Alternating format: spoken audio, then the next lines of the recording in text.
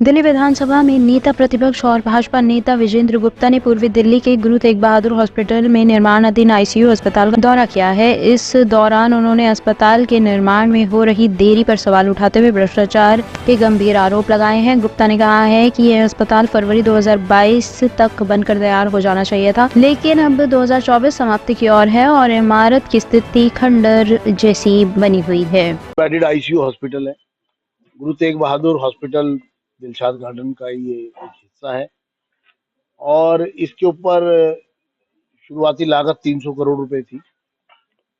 सितंबर 2021 में काम शुरू किया था। ये प्री इंजीनियर्ड स्ट्रक्चर है और आपकी जानकारी के लिए ये काम जो है ये जुलाई 2023 से बंद पड़ा है। मई 2023 में ही इसकी कीमत 100% एस्केलेट कर गई और मात्र 1.5 साल के अंदर अंदर इसकी कीमत 300 से 600 करोड़ रुपए हो गई और उस काम बंद हुए भी 1.5 साल पूरा हो चुका है और आगे भी काम शुरू होने के कोई आसार नजर नहीं आ रहे, क्योंकि सरकार ने हाथ खींच लिया है इस प्रोजेक्ट से और इस प्रोजेक्ट पर अब कोई पैसा नहीं लगाया जा रहा है। इस अस्पताल को पूरा करने के बाद डॉक्टर्स की कोई भर्ती नहीं की गई है, कोई पैरामेडिकल स्टाफ इनके पास उपलब्ध नहीं है, कोई दवाइयों के लिए बजट नहीं है। यानी कि ये पूरा एक वेस्टेज ऑफ मनी की तरह ये स्ट्रक्चर खड़ा है और ये सरकार बड़े बड़े दावे कर रही है हेल्थ मॉडल के। इनके जो वो है मोहल्ला क्लिनिक, उनमें दवाइयाँ नहीं है, उनमें डॉक्टर नहीं है, कभी खुलते हैं कभी नहीं खुलते हैं। दिल्ली के अंदर इन्होंने भारत सरकार की, केंद्र सरकार की, मोदी जी की योजना जो हेल्थ इंफ्रास्ट्रक्चर को बढ़ाने के लिए 2406 करोड़ रुपए इनको दिए गए पीएम अभीम योजना में, उसको भी इस्तेमाल नहीं किया और एक तरह से उसको नकार दिया।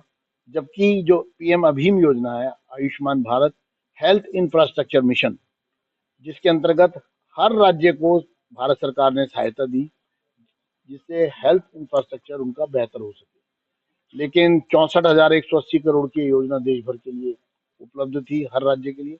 हर राज्य ने उसका लाभ लिया है। हर राज्य में हेल्थ इंफ्रास्ट्रक्चर में भारी सुधार हुआ है, वो बेहतर हुआ है, मजबूत हुआ है।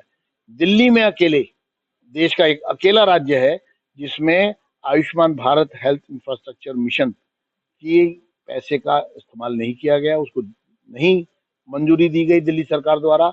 और उसके अंतर्गत दिल्ली में 1139 जन स्वास्थ्य कल्याण केंद्र बनने थे। 1139 यानी कि एक एक असेंबली में लगभग 20 हर गली मोहल्ले में। उसका 2000 करोड़ रुपए उसके लिए दिया था, उसका नहीं बनाए। फिर 11 लेबोरेटरीज टेस्ट, जो इंटीग्रेटेड लेबोरेटरी टेस्ट के लिए हर जिले में एक लेबोरेटरी जो है वो बनानी थी, वो स्थापित करनी थी, वो नहीं की गई। उसके बदले इन्होंने जो टेस्टिंग है उसको प्राइवेटाइज किया, आउटसोर्स किया और प्राइवेट प्लेयर्स को आमंत्रित किया कि आप गवर्नमेंट हॉस्पिटल के जो टेस्ट हैं, जहां जरूरत है लोगों की, वो आप करिए और हम आपको पैसा देंगे। और उसमें पैसे की बंदरबाट हुई, लूट हुई, पैसे को दबा के जो है बोगस बिलिंग हुई, बोगस पेशेंट्स बनाए गए, जांच चल रही है। वो पूरा भी पूरा मामला खटाई में है। लेकिन अगर 11 लैब हर जिले में बना देते भारत सरकार के दिए हुए धन के माध्यम से, तो डेफिनेटली उन तमाम लैब में, सरकारी अस्पतालों में जो लोग इलाज के लिए जाते हैं, जो इनके मोहल्ला क्लिनिक पे जाते हैं, उनके टेस्ट फ्री वहां से, वहां लैब से टेस्ट होकर के वापस आते और लोगों को मिलते, जिसमें किसी भी प्रकार की लीकेज का कोई चांस नहीं था।